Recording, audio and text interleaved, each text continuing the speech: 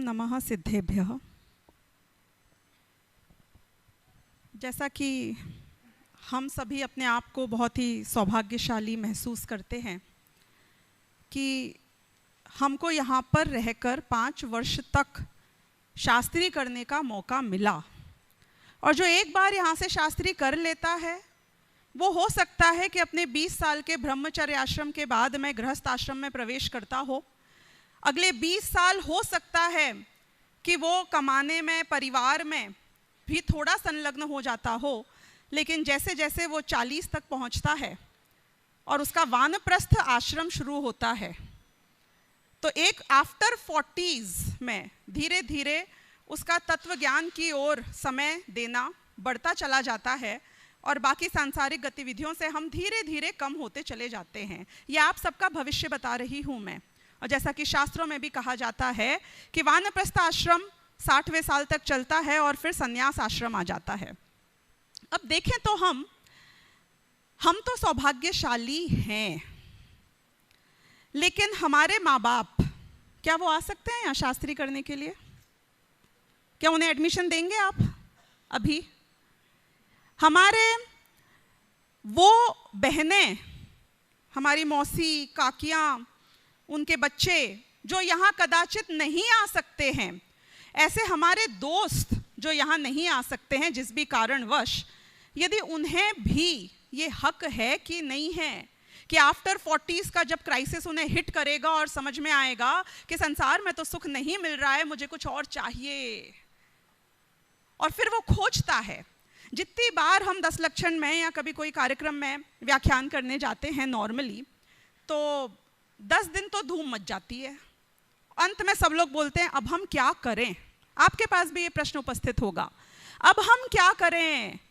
और उनको तो आप स्मारक में, उनके बच्चों को तो कदाचित कह भी सकते हैं कि प्रेरणा दीजिए आने के लिए, लेकिन वो स्वयं जो आफ्टर 40s वाले हैं, उनको यदि ये बात सिस्टमैटिकली जैसे आपने समझी है वैसे समझनी है, धर्म की, तत्व की, परमागमों की, वो कैसे समझेंगे?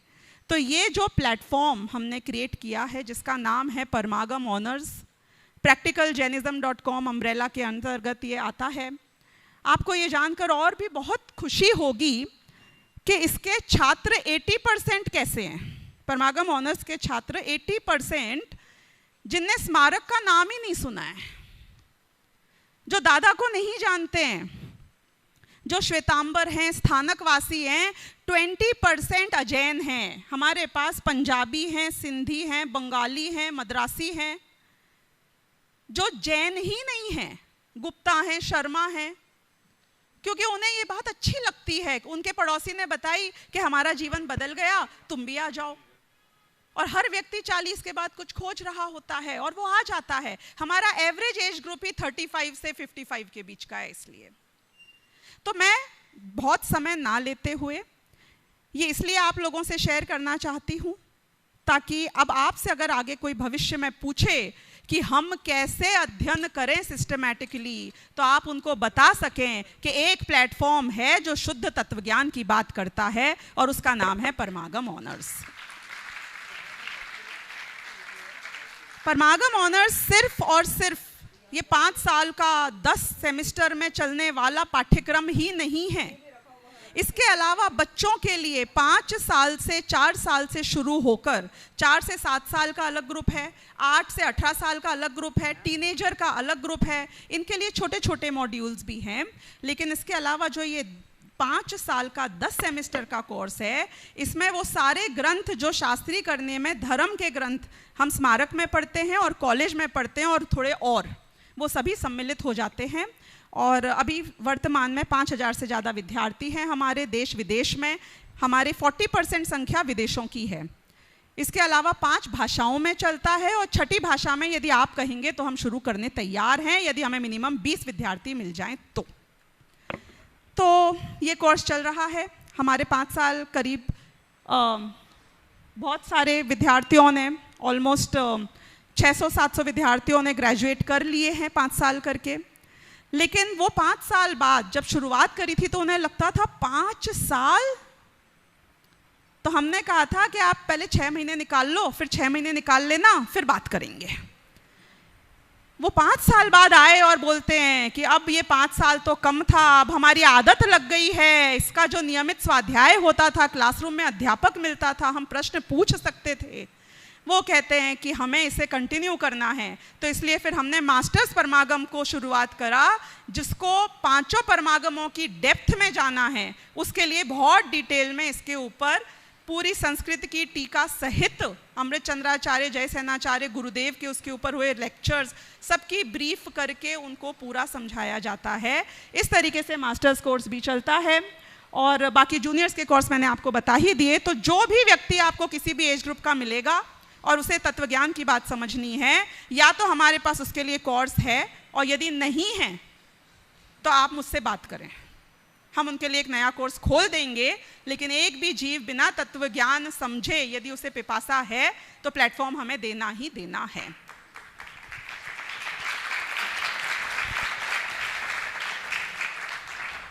अब सामान्यतः हम हमारा बायएनुअल इवेंट जो करते थे वो ऑनलाइन प्रोग्राम होता था, लेकिन शिविरों में क्योंकि ऑनलाइन प्रोग्राम में थोड़ा सा कंफ्यूजन हो जाता था, तो इस बार हमने पैनल डिस्कशन एक्सक्लूसिवली रखा है यहाँ पर। अभी सिर्फ पैनल डिस्कशन ही होगा। परमागम ऑनर्स का जो बायएनुअल इवेंट का कार्यक्रम है वो अगले हफ्ते होगा, जो ऑनलाइन होगा। तो अब आते हैं हम अपने आज के विषय के ऊपर। ये बड़ा इंटरेस्टिंग सा विषय है, क्योंकि ये जितना सिंपल लगता है ये उतना ही कॉम्प्लिकेटेड है। आज दोपहर के व्याख्यान में हमने बात करी थी कि एक सीधे रास्ते पे चलना होता है और एक उस रस्सी के ऊपर चलना होता है जिसके ऊपर आपको अपने आप को बैलेंस करना है। वहाँ ट्रिक चलने की नहीं है, स्पीड की नहीं है, आप एक एक कदम बैलेंस पूर्वक चल पाए, इसमें आपका सक्सेस है। ये जो निमित्त उपादान विषय है ना, ये बिल्कुल ऐसा ही विषय है। क्योंकि समझने के लिए तो एक बच्चा भी समझ लेता है, और ना समझने के लिए हर मिथ्या दृष्टि नहीं समझता है, इसलिए मिथ्या दृष्टि है। ये बैलेंस का विषय है। यहाँ बहुत सारी ऐसी बातें हैं जहाँ पे एक तरफ शास्त्रों में लिखा हुआ आता है कि नाम कर्म के निमित्त से जीव चारों गतियों में घूम रहा है। नाम कर्म ने हमें शरीर दिया, ये 8 कर्म, ये ज्ञानावर्णीय दर्शनावर्णीय कर्म, इसके कारण मेरा केवल ज्ञान ढका हुआ है। लेकिन एट द सेम टाइम फिर हम कहते हैं निमित्त से कुछ होता ही नहीं है। तो आइए आज के हम इस पैनल डिस्कशन में देखें कि वास्तव में निमित्त करता है, कारण है, या निमित्त कारण नहीं है। तो आज का ये हमारा विषय है।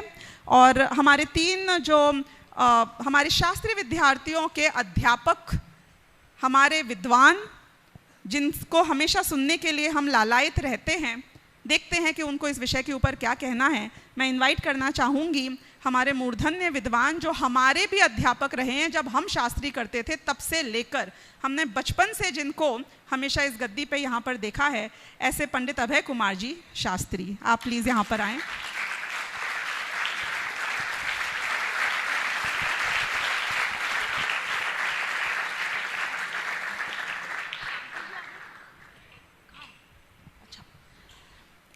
अब जैसे कि जब से हमारी आंखें खुली हैं तब से हमने शांति मामा को हमेशा स्मारक में प्रिंसिपल के रूप में ही देखा है, और यही हमें लीड करते रहे हैं। और सारी दादा भी हमेशा से कहते आए हैं कि यदि आपको अमृत चंद्राचार्य की आत्मख्याति समझनी है तो आप मेरे सबसे प्रिय शिष्य शांति जी भाई साहब से सुने। तो डॉक्टर शांति कुमार जी पाटिल।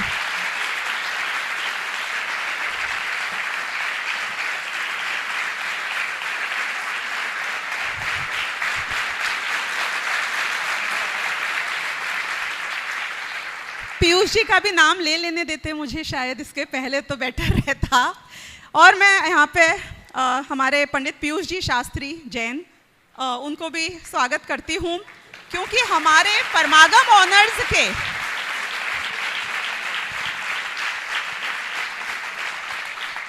परमागम ऑनर्स की हमने नींव रखी, उसके पहले से इस प्रकार का सपना और मुक्त विद्यापीठ के रूप में उसका चरित्रार्थ होते हुए यहाँ पे जो रूप था वो पीयूष जी तब से चला रहे थे। और एक्चुअली देखा जाए तो वही सबसे पहले स्वप्न दृष्टा हैं इस मॉडल के, तो हम उनका भी यहाँ पे स्वागत करते हैं। और अब मेरे पास कुछ प्रश्न हैं जिन्हें आप तीनों से एक एक करके भी पूछ सकती हूँ। यदि आप पहले बोलना चाहें तो आप पहले बोल सकते हैं, कोई भी जवाब दे सकते हैं। तो शुरू होता है आज का हमारा पैनल डिस्कशन, निमित्त कारण है वर्सेस निमित्त कारण नहीं है।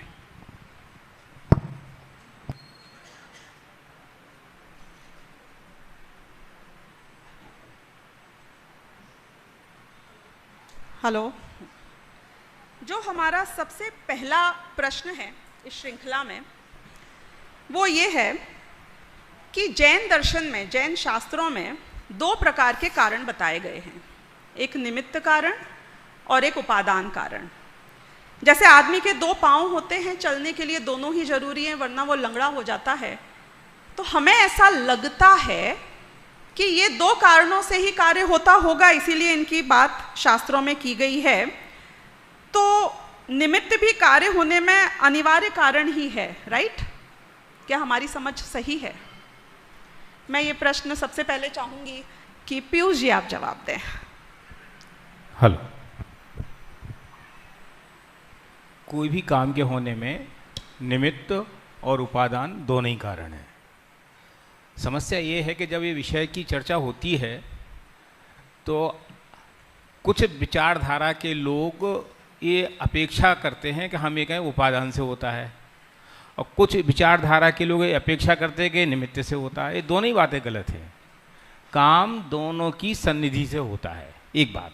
दूसरी बात, कोई भी काम के होने में निमित्त का कितना योगदान और उपादान का कितना योगदान, कि 50-50, कि नहीं, कि 100% निमित्त और 100% उपादान। माने काम होगा तो योग्य निमित्त से, योग्य उपादान में ही होगा। अगर उपादान योग्य नहीं होगा तो कार्य नहीं होगा, निमित्त योग्य नहीं होगा तो भी कार्य नहीं होगा। अब मुद्दा ये है कि फिर कार्य का नियामक कारण किसे कहा जाए? काम तो दोनों से हुआ, तो नियामक कारण किसे कहा जाए?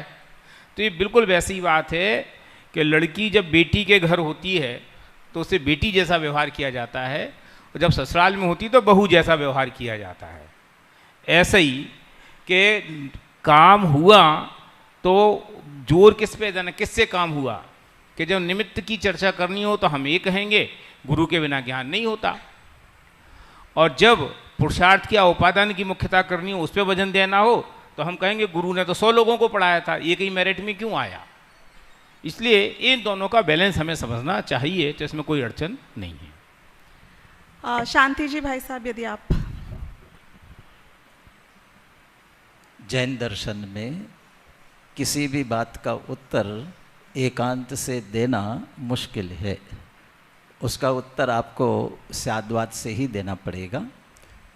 वास्तव में ये चर्चा यदि कर्ता कर्म के संदर्भ में भी देखे, जैसे कारण की बात चल रही है, कारणकारी मीमांसा, उसके साथ कर्ता कर्म मीमांसा, वो कर्ता कर्म मीमांसा के रूप में जब देखते हैं तब जो स्वयं उस कार्य रूप परिणमित हुआ उसे ही कर्ता कहते हैं, और जो उस कार्य रूप परिणमित नहीं हुआ उसमें उपस्थित रहा, जिसे अब निमित्त भी अपन कह रहे हैं, और उस निमित्त के कारण उसे कदाचित सहयोगी भी कह देते हैं।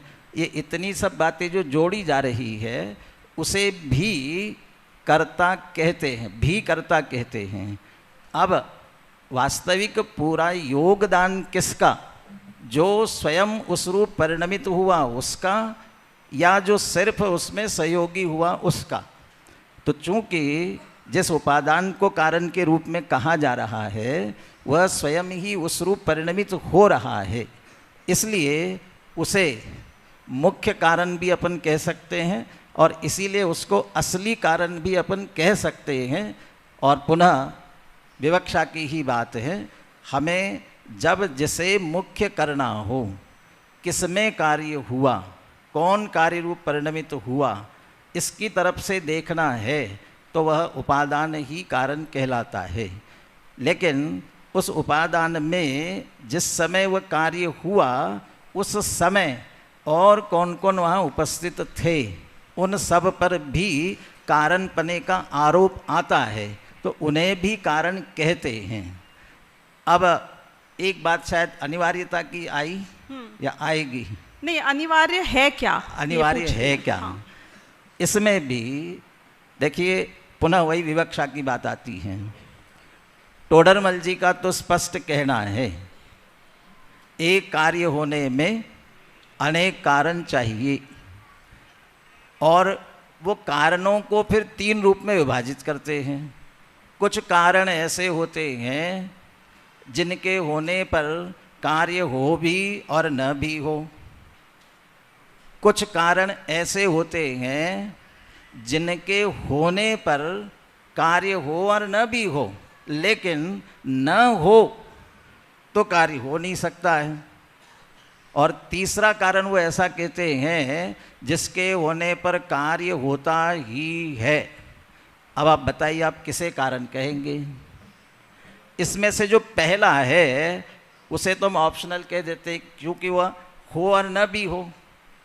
जब उसके होने पर कार्य होता भी और नहीं भी होता है, ऐसा कहा जा रहा है, फिर उसे कारण के रूप में कह क्यों रहे हैं? उसे कारण के रूप में इसलिए कह रहे हैं जिन्हें कार्य हुआ उनमें से अनेकों के जीवन में अब ये चर्चा तो हम कर रहे हैं, लेकिन ऐसे कौन से कारण है ये ख्याल में नहीं आएगा तो स्पष्ट नहीं हो सकेगा। उन्होंने इसे मोक्ष मार्ग पर घटित किया है, मोक्ष मार्ग के संदर्भ में। और मोक्ष मार्ग के संदर्भ में घटित करते हुए कुछ कारण ऐसे हैं जिनके होने पर हो भी और न भी हो, और वे कहते हैं उपवास आदि। क्या उपवास करने से मोक्ष मार्ग होता है कि नहीं होता है? होता भी और नहीं भी होता है। अब दूसरा लेते हैं नग्न दिगंबर दशा, जैसे अपन द्रव्यलिंग भी कहते हैं। अब इस नग्न दिगंबर दशा धारण करने पर मोक्ष मार्ग प्रकट होता है कि नहीं होता है? अब कहते हैं हो भी सकता है और नहीं भी हो सकता है, परंतु जिन्हें मोक्ष मार्ग अंदर प्रकट होगा उन्हें, मोक्ष मार्ग का मतलब वह रत्नत्रय रूप मुनि दशा की बात करें तो वहाँ नियम से बाहर में नग्न दिगंबर दशा होती ही है। अब तीसरा कारण कहते हैं 3 कषाय चौकड़ी के अभाव वाली व्यक्त वीतरागता के साथ जो रत्नत्रय श्रद्धा ज्ञान सहित 3 कषाय चौकड़ी के अभाव वाली व्यक्त वीतरागता है, अब वहाँ वह रत्नत्रय वो मुक्ति मार्ग हुआ कि नहीं हुआ? यह निश्चित होगा, होता ही है, वही वास्तविक मोक्ष मार्ग है। अब कारण किसे कहना? जिन्हें ऐसा मोक्ष मार्ग अंदर में प्रकट हुआ है सम्यक दर्शन ज्ञान चारित्र वाला, उनके अनेकों के जीवन में उपवास आदि होते हैं, किन्हीं के नहीं होते हैं, तो होते हुए देखे जाते हैं। कदाचित ऐसा भी कह सकते कि मुख्य रूप से होते हुए देखे जाते हैं।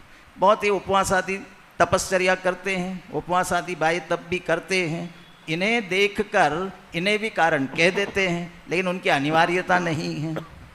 और नग्न दिगंबर दशा ऐसी है जिसके नहीं होने पर नहीं होगा, तो इसलिए उसे भी अनिवार्य कारण के रूप में कह सकते हैं। अनिवार्य है, उसके बिना तो हो नहीं पाएगा। फिर उसे कारण मानना कि नहीं मानना, अब वो कर्ता के रूप में कहा जाए, वहाँ मुक्त मोक्ष मार्ग रूप अंतरंग जो परिणमित हुआ है रत्नत्रय रूप से, वह आत्मा परिणमित हुआ है। इसलिए वह आत्मा वही मोक्ष मार्ग है, वही मोक्ष मार्ग रूप परिणमित हुआ, इसलिए वह असली कारण कहलाएगा। लेकिन वह इसी की उपस्थिति में होता है, इसलिए ये निमित्त सहकारी, यहाँ हम अनिवार्य रूप से इसे कह सकते हैं। तो कुछ कार्य ऐसे हैं जो उस संबंधी अनिवार्य रूप से भी होते हैं। हमारे विद्यार्थियों की इससे पहले ही निमित्त उपादान को लेकर ही बहुत अच्छी खुली परिचर्चा हुई थी और सब कोई विषय तैयार करके आना था। उस समय भी इस पर काफ़ी चर्चा हुई थी और उस समय भी ये बात आई थी, जो निमित्त है ना, उसके 5 प्रकार से 10 विभाजन किए हैं, 5 प्रकार से। जैसे प्रेरक निमित्त, उदासीन निमित्त, अंतरंग निमित्त, बहिरंग निमित्त, सद्भाव रूप निमित्त, अभाव रूप निमित्त। 3 तो याद रह गए मुझे, चौथा और कौन सा था? अच्छा, नियामक, नियामक निमित्त और अनियामक निमित्त और अजय तदाकार, बलाकार माने बलात् होने वाला, हाँ? कारक निमित्त और ज्ञापक निमित्त। कारक, ये इन्होंने विद्यार्थियों ने नहीं कहा था, है ना?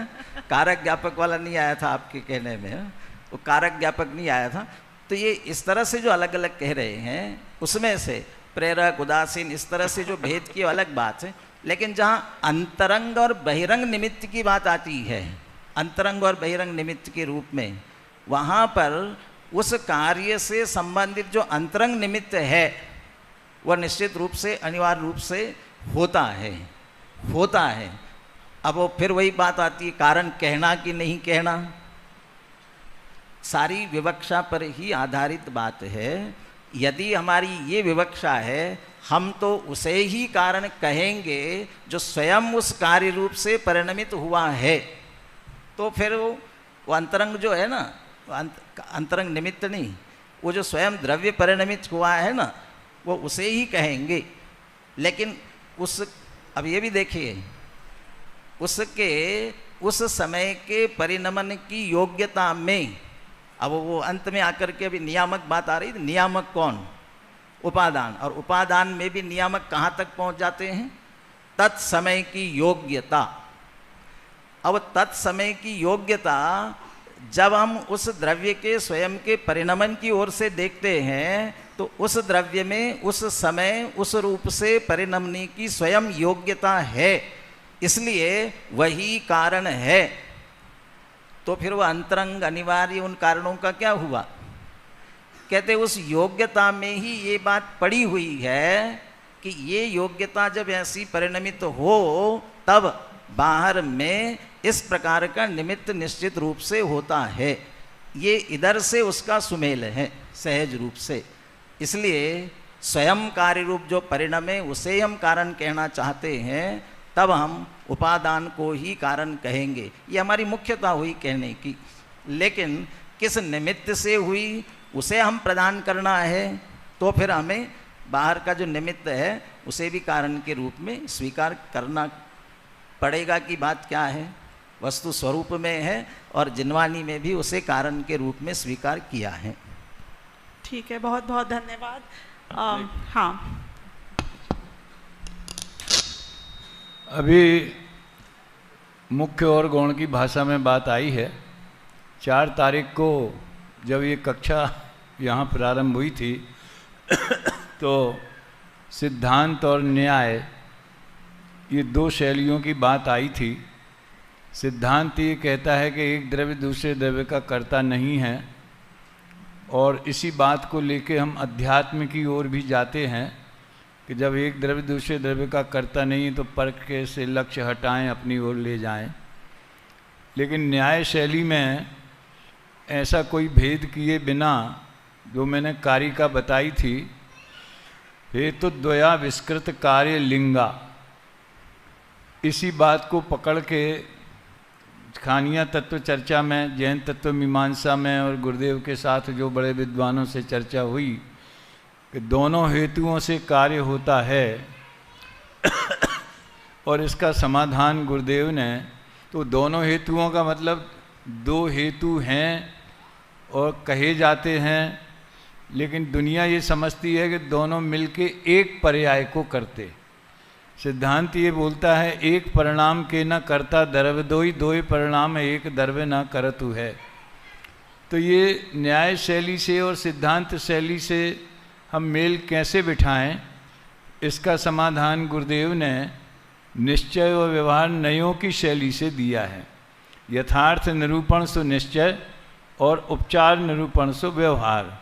तो 2 हेतुओं से कार्य होता है, उसमें एक यथार्थ निरूपण है, यानी यह परिणमति सकर्ता, एक उपचरित निरूपण है। अकेले अन्य पदार्थ को चाहे जिसको निमित्त नहीं कह देते, उसमें भी अनुकूल होने की योग्यता बनी है। बस एक संस्मरण सुनाऊंगा। जब हम लोग उपाध्याय में भर्ती हुए और दादा के धारावाही प्रवचन यहाँ हम लोगों के हिसाब से प्रारंभ हुए, तो वो ये कहते थे कि उपादान में योग्यता तो है, लेकिन बहुत सी योग्यताएं कंडीशनल योग्यताएं होती। हल्दी में लाल रंग रूप परिणमित होने की योग्यता है, लेकिन कंडीशन भी उसकी योग्यता में शामिल है कि चूने का संयोग मिलेगा तो लाल रंग रूप परिणमन होगा। आत्मा में ही तत्समय की योग्यता राग द्वेष रूप या सम्यक दर्शन ज्ञान चारित्र रूप, दोनों तरह की योग्यता आत्मा में है, लेकिन तत्समय की योग्यता कोई एक होती है। एक तर्क और सामने वालों का आता है, उपादान में तो सैकड़ों तरह की योग्यता पड़ी है, लेकिन जैसा निमित्त आएगा वैसा कार्य होगा। तो वो निमित्ताधीन दृष्टि वहाँ खड़ी हो जाती है, जबकि सैकड़ों तरह की योग्यता है। ये सामान्य उपादान, त्रिकाली उपादान की बात है, और तत्समय की योग्यता तो उस पर्याय में उसी कार्य की थी, और उसमें भी योग्यता ये थी कि अगर मिथ्यात है तो दर्शन मोह का उदय निमित्त होगा, और सम्यक है तो दर्शन मोह का उपशम आदि निमित्त होगा। अब रहा सवाल अनिवार्य का, तो कोई किसी की बनाई हुई व्यवस्था तो है नहीं, या हमें मीटिंग में तय करके और संविधान में संशोधन करना होवे। ये तो वस्तु का स्वरूप है और सर्वज्ञ ने कहा है। तो एक बड़ा अच्छा शब्द शांति जी ने बोला, नियामक निमित्त वो रागादि भावों में कर्म के उदय इत्यादि जो हैं वो अंतरंग हैं, नियामक हैं, होंगे ही, वो हमें लाने नहीं पड़ेंगे लेकिन होंगे ही। और बहिरंग निमित्तों के साथ में सन्निधि बैठे या नहीं बैठे ऑप्शनल है। बहुत बढ़िया, इस बात की खुलासा तो आप तीनों ने ही करी। एक जो लोग समझना चाहते हैं, क्योंकि आप माइक पे बोले, हाँ, ज्ञापक और कारक निमित्त का प्रयोग किया था, उसके संदर्भ में थोड़ा। ये बहुत मार्मिक बात है। मैंने पिछले 3-4 महीनों में दादा के प्रवचनों में अनंत चैनल पे जो आते हैं, कई बार ये सुनी, और वो ये घटना बताते हैं कि जब शायद यहाँ गुरुदेव पधारे थे तो सहजानंद जी वर्णी भी आए थे। ये सन 69 की बात है, जब पहला है 71 में जब गुरुदेव भी पधारे थे और सहजानंद जी वर्णी यहाँ आए थे। वो हमारा तीसरा प्रशिक्षण शिविर यहाँ था। 69 का पहला, 70 का विदिशा में दूसरा और 71 में तीसरा। तो वो ये बात कहा करते थे, कौन, सहजानंद जी दादा से चर्चा करते थे कि आप लोग जो निमित्त के कारणपने का खंडन करते हो वो कारक निमित्तों से, बाह्य निमित्तों से करते हो।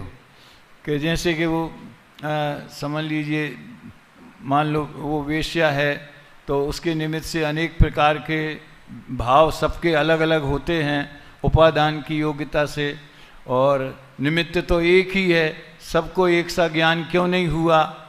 तो आप ये बात लेते हो, लेकिन जो कर्म का उदय वो कारक निमित्त है और वो अनिवार्य है।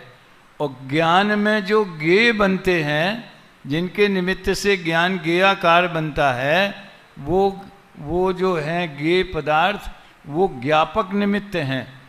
तो वो गुरुदेव इस बात को इस भाषा में बोलते हैं, वो तो सबके लिए, कि शास्त्र में क्यों लिखा कि कर्म के उदय से विकार होता है, अगर वो कुछ भी नहीं करता है तो ऐसा कथन क्यों आता है। तो वो कहते थे निमित्त का ज्ञान कराने के लिए कहा है।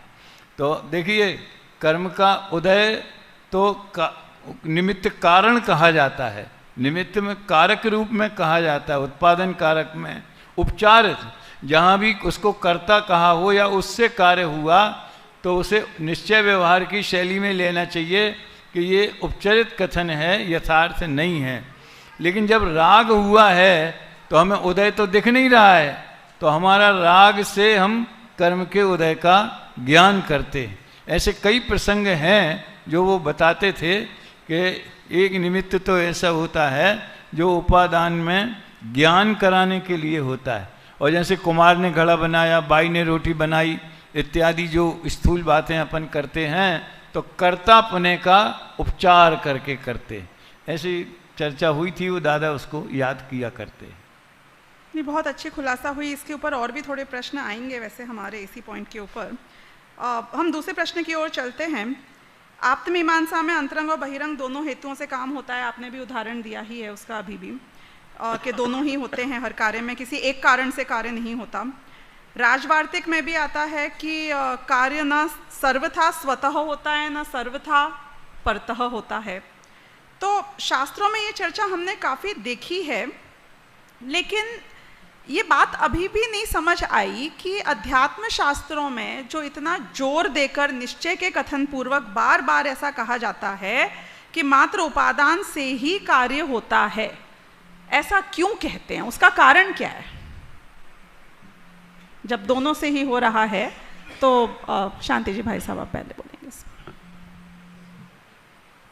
आपने उसे सीधे अध्यात्म से ही जोड़ा और ये प्रश्न भी अध्यात्म की तरफ से ही आ रहा है। तो अध्यात्म का मुख्य उद्देश्य आत्मदृष्टि ही करानी है, अपनी दृष्टि को निर्भर करके अपने आत्मा की तरफ लाना है। यदि उसे इन निमित्तों में उलझा दिया गया और इन निमित्तों से कार्य होता है, इसलिए निमित्तों की अधीनता की बात की गई, तो उनकी अधीनता हो जाएगी और वह स्वतंत्रता से जो आत्मा का लक्ष्य करना चाहिए वह आत्मा का लक्ष्य नहीं कर पाएगा। इसलिए अध्यात्म में इस पर जोर देकर के ये कहा जाता है जो कार्य होता है वो स्वयं उपादान से उसी द्रव्य में ही होता है, द्रव्य की स्वयं की योग्यता से होता है। इसलिए उसे निमित्त की अधीनता, निमित्त का लक्ष्य करने की आवश्यकता नहीं है। तो निमित्ताधीन पराधीन दृष्टि छुड़ाने की अपेक्षा से ही कथन किया जाता है। अब जब दूसरे अनुयोग से और दूसरे तरीके से बात की जाएगी तब वो दूसरे उधर निमित्त पर भी जोर दिया जाएगा। बहुत थैंक यू। हाँ। और इसमें एक बात ये और जोड़ी जा सकती है कि उपादान तो सेट है और निमित्त सैकड़ों हैं, हम किसको ढूंढने जाएं? इसलिए निमित्तों की ओर दृष्टि मत डालो, उपादान की ओर दृष्टि डालो। जैसा उपादान की योग्यता होगी उस अनुसार निमित्त स्वयमेव होगा। अथवा ऐसा कहो कि जब कार्य होगा उस समय जो होगा उसमें निमित्त पने का आरोप आ जाएगा। विद्यार्थी को मेरिट में पास होना होगा तो घर की लाइट को अगर निमित्त नहीं बनना होगा तो जो सड़क पे लैंप लगा है उसको भी निमित्त बना दिया जाए, उसको भी निमित्त कह दिया जाएगा कि उसके कारण से वो मेरिट में आ गया। इसलिए निमित्त फिक्स नहीं है, सेट नहीं है। माने अगर मैं बहिरंग निमित्तों के एंगल, अंतरंग निमित्त तो सेट है, पर बहिरंग निमित्तों के एंगल से बात करूं, क्योंकि अंतरंग निमित्त तो कोई जानते ही नहीं है, उसको कोई न देख सकता है न उसकी कोई चर्चा करता है। कर्म के उदय में कौन क्या उठापटक कर सकता है, वो तो ऑटोमेटिक हो रहा है, उसमें किसी को विकल्प भी नहीं है। जब भी कोई चर्चा या कोई भी प्रयत्न है तो वो निमित्तों में बहिरंग निमित्तों की तरफ से है कि इसको बुला लो, उसको हटा दो, ये आए तो परेशान हो गए, ये आए तो अच्छा हो गए। तो भैया ये बहुत औपचारिक स्थूल है, उस पर दिमाग मत लगाओ, उपादान को सेट करो, निमित्त अपने आप सेट हो जाएंगे। इसलिए भी ऐसा कहा जाता है। और दूसरी बात ये कि बेसिकली नए दृष्टि है, अपेक्षा से किया गया कथन है। तो यहाँ प्रयोजन समझ लो आत्मा की ओर लेकर के आना है, अपने उपयोग को अपने में समेटने की तरफ लेके आना है। तो बाई डिफॉल्ट ये बात कही जाएगी क्यों दुनिया की तरफ भाग रहे हो, उपादान की तरफ देखो, काम हो जाएगा। इसलिए उपादान से कार्य होता है, यह अपेक्षाकृत किया गया कथन है जो अध्यात्म शास्त्रों की मुख्यता से किए गए कथन है, और हमें उसी तरीके से लेना चाहिए। समस्या यहाँ ये होती है, ये बात खड़ी जब हो जाती है कि जब हम उस कथन की अपेक्षा को नहीं समझते और सर्वथा पे खड़े हो जाते हैं। माने धीरे धीरे उसको एक पंथ बना देते हैं, धीरे धीरे उसको एक आग्रह की वस्तु बना देते हैं कि नहीं उपादान से ही काम होगा, निमित्त की चर्चा ही नहीं है, तो झगड़ा खड़ा होता है। अपेक्षा सहित कोई भी बात की जाए तो कहीं कोई झगड़ा नहीं है, हम उस अपेक्षा को नहीं समझते, इसलिए समस्या खड़ी होती है। हाँ, देखिए चरणान, इसमें अनुयोग शैली से भी समझना चाहिए। चरणान योग जो है वो क्रिया प्रधान उपदेश देता है, और क्रियाओं में तो निमित्तों की भरमार ज़्यादा है।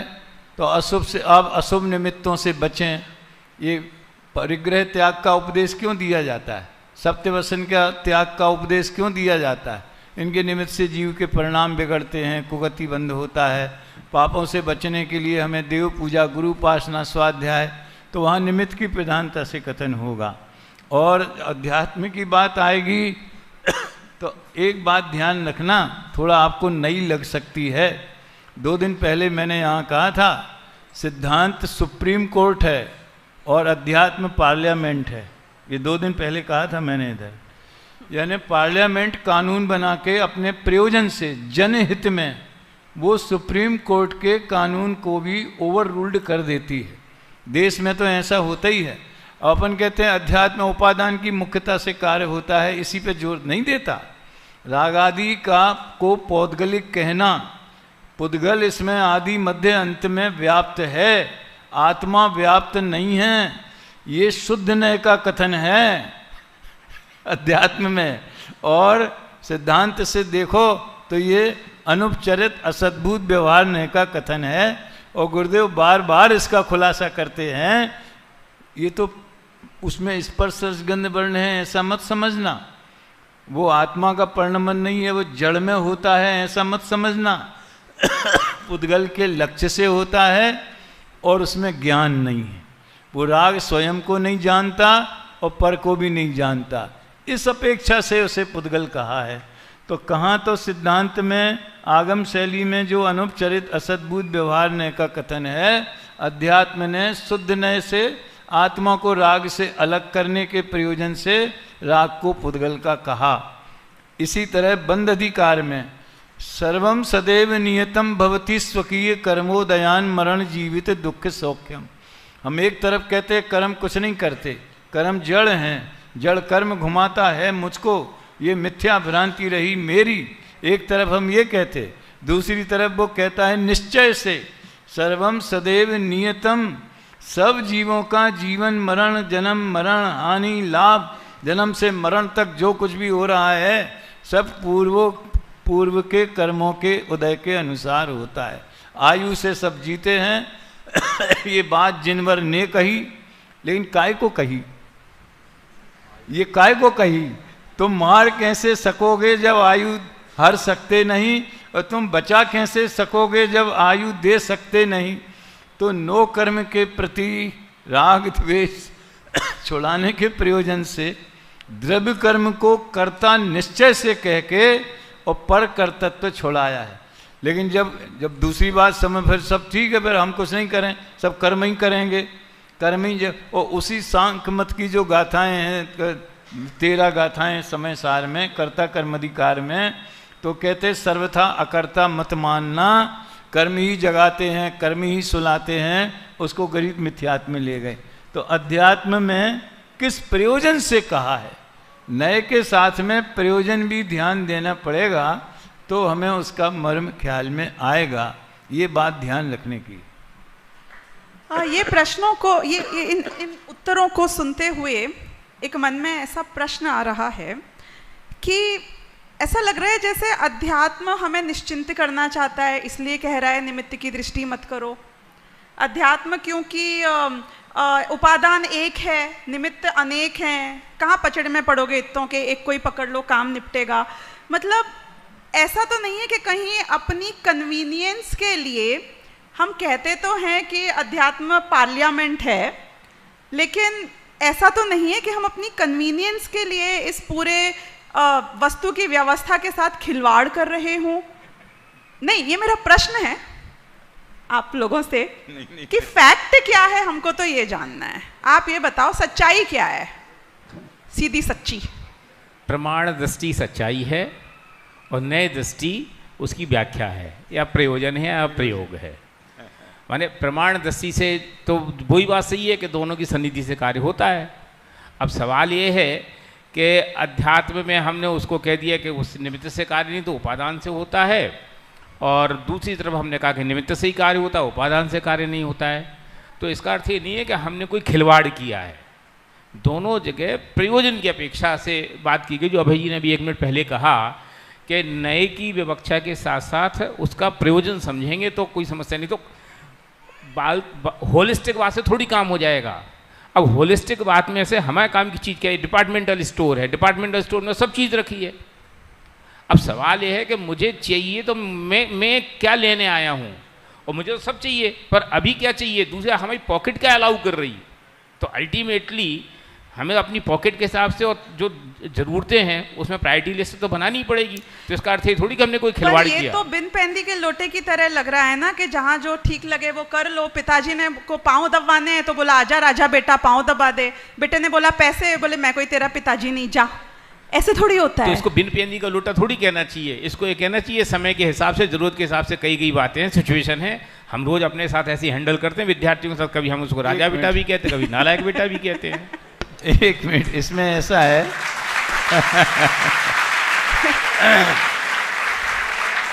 ये वस्तु स्वरूप से खिलवाड़ इसलिए नहीं है कि जब अध्यात्म दृष्टि कराई जाती है तो निमित्त पक्ष का निषेध नहीं किया जाता, बल्कि गुरुदेव तो यहाँ तक कहते हैं कि जिसको निमित्त का भी सच्चा ज्ञान नहीं है उसकी स्वसन्मुख दृष्टि नहीं हो सकती है। हम जब पहली बार सोनगढ़ गए तो वहाँ से छोटी छोटी 2 किताबें लाए थे, एक वस्तु विज्ञान सार और एक मुक्ति का मार्ग। वो छोटी छोटी पुस्तकें गुरुदेव के प्रवचन की थी। फिर हमने वहाँ अपने मंदिर में सबका एक एक पंक्ति से वाचन किया या व्याख्यान किया उस समय की बुद्धि के अनुसार। तो गुरुदेव ये बोले उसमें, आज भी वो मुक्ति का मार्ग वाली पुस्तक आप पढ़ोगे, सबसे पहले क्या करना चाहिए, तो सर्वज्ञ की पहचान करना चाहिए। तो सर्वज्ञ तो निमित्त हो गए। दूसरी बात कि जिसे देव शास्त्र गुरु के प्रति जितना राग अपने स्त्री पुत्र और रिश्तेदारों के समधी समधन के प्रति आता है, बाल बच्चों के प्रति आता है, उससे कई गुना ज़्यादा राग देव शास्त्र गुरु के प्रति नहीं आता। उसको राग करना भी नहीं आता कि राग कहाँ करना चाहिए, राग करने के योग्य स्थान कौन से हैं, वीतराग कैसे होगा, वो राग का अभाव कैसे करेगा। तो जो गुरुदेव इस बात के लिए प्रसिद्ध हैं कि वो निमित्त को उड़ाते हैं, व्यवहार को उड़ाते हैं, ऐसा नरेटिव बनाया गया है उनके बारे में, अफवाह बनाई गई है। वो ये कह रहे हैं कि तुम्हें सबसे पहले यथार्थ राग होना चाहिए। और अगर हम व्यवहाराभास बने, निश्चयाभासी बने, यानी निमित्त की उपस्थिति का ही निषेध करें, निमित्त की सन्निधि का ही निषेध करें, तो दृष्टि अध्यात्म सन्मुख नहीं होगी। जिसको आगम ज्ञान सच्चा नहीं है, आगम के नींव पर ही अध्यात्म का महल बनता है। तो जिसको अभी ये प्रमाण वाली बात जो है, भले ज़्यादा डिटेल में नहीं जावे, बहुत ज़्यादा प्रमाण का पंडित नहीं बने, लेकिन उपादान है, और उपादान के असलियत तो ये है कि निमित्त जो है उपादान में जैसा कार्य होता है वैसा आरोप किया जाता है, और आरोप करना भी वस्तु व्यवस्था में शामिल है, धवल आदि महान सिद्धांत ग्रंथों में शामिल है। उसमें कोई नए नहीं बताए, लेकिन डायरेक्ट ऐसे ही कि इस कर्म के उदय से ऐसा होता है, इस गुण स्थान में इन कर्मों का ऐसा होता है। तो ये कथन जो हैं आरोपित कथन हैं, वो व्यवहार ने से कहे गए हैं। यदि हम उनका भी सर्वथा निषेध करेंगे तो जिनवाणी का निषेध होगा, तो अध्यात्म की बात तो दिल्ली बहुत दूर हो जाएगी। इसलिए पूरा सच्चाई, जो पीयूष जी ने कहा कि सच्चाई का पहले यथार्थ ज्ञान होवे, फिर प्रयोजन की बात आती। दूसरी बात यह है कि समस्या ये है कि शब्द बीक हैं, कोई भी बात शब्दों में पूरी आ ही नहीं सकती। अब जैसे निमित्तों पे आरोप आने की जो बात कही जाती है, तो आरोप आने में हमें फील तो ये आता है कि बेचारे का कोई योगदान नहीं है, वो तो अलग खड़ा था जब उसी पकड़ लाए। ऐसा नहीं है। जैसे निमित्त का अपना पार्ट है, रोल है, सेम जैसे उपादान का पार्ट है, उपादान का रोल है, वैसे निमित्त का रोल है। अब उपादान का रोल उपादान जैसा है, निमित्त का रोल निमित्त जैसा है। समस्या ये होती है कि हम निमित्त के रोल को उपादान पे कन्वर्ट करना चाहते हैं, तो झगड़ा खड़ा होता है। हम कह रहे हैं निमित्त किसका नाम है, कि निमित्त प्रेजेंस का नाम है। जो काम हुआ उस समय उसकी उपस्थिति, उसका नाम निमित्त है, तो वो होता है, और इसी का नाम उस पर आरोप आता है। और उपादान का काम क्या है, तद्रूप परिणमित होना, तो उपादान परिणमित होता है। तो इसलिए अब वो भाषा में वो बात सारी आ ही नहीं सकती, इसलिए कई बार अनेक बार ऐसी समस्याएं खड़ी हो जाती हैं। अभी जो कन्वीनियंट की बात कर रहे थे ना, वह कन्वीनियंट भी इसलिए है, वो हमारे हाथ में है क्या। जैसे टोडरमल जी ये कहते हैं पुरुषार्थ से मोक्ष प्राप्ति। अब पुरुषार्थ से मोक्ष प्राप्ति वाले में पांचों समवाय से होगा, लेकिन पांचों समवाय में कहते हैं कि कार्य जब होता है वो काल लब्धि आने पर होनहार के अनुसार होता है। काल लब्धि आने पर होनहार के अनुसार होता है, तो काल लब्धि का इंतजार करो, और होनहार में जब होगा तब होगा। करो क्या, इसलिए वो तो इस भाषा में कह देते हैं कि काल लब्धि और होनहार तो कुछ वस्तु ही नहीं है, और फिर निमित्त कर्म के उपसमाधि है। तो करो कर्म के उपसमाधि, वो तो आपको दिखाई देते नहीं हैं और आपके हाथ में नहीं है, तो करोगे क्या वहाँ पर। तो आपके हाथ में बचा क्या कि पुरुषार्थ बचा, और उस पुरुषार्थ में भी पुनः पुरुषार्थ में ऐसा लगता है कि व्रत उपवास आदि करने वाला, वो नहीं, तत्व का निर्णय करना, ये पुरुषार्थ कहा।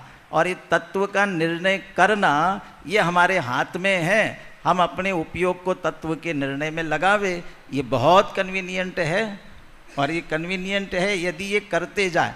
अच्छा, कोई कहे हम तत्व के निर्णय में उपयोग लगाएं और हमारी काल लब्धि और होनहार नहीं आई हुई हो तो, और कर्म के उपसमाधि न होवे तो बहुत अच्छा उत्तर दिया कि आपका उपयोग तत्व निर्णय में लग रहा है, उस तरफ जा रहा है, यही बात बता रही है कि आपकी काल लब्धि आई है और आपका होनहार है। ये तो श्रोता के स्वरूप में पहले कहते हैं, भली होनहार है, इसलिए जिसे ऐसा विचार आता है कि मैं कौन हूँ, मेरा क्या स्वरूप है, इसलिए अकेले कन्वीनियंट के लिए नहीं कहा है, ऐसा स्वरूप है। क्रमबद्ध पर्याय के संदर्भ में दादा इस बात को बार बार कहते थे कि जो अनंतर पूर्व क्षणवर्ती पर्याय है ना, उसका एक लंबा सिलसिला है कि लक्ष्मण ने रावण को मारा, ये तो दिख गया, लेकिन लक्ष्मण को रावण ने मारा ठीक है, लेकिन उसके पहले पीछे तक जितनी बातें हैं वे सब उसकी अल्टरनेट हैं, क्रम से लगी हुई हैं। अगर तुम बीच में से एक भी हटाओगे तो काम खड़ा नहीं होगा। वनवास किसका हुआ था? राम का। सीता जी को क्यों जाने की पड़ी थी? अरे उसको रावण को मरना था, और सीता नहीं जाती तो काम कैसे होता?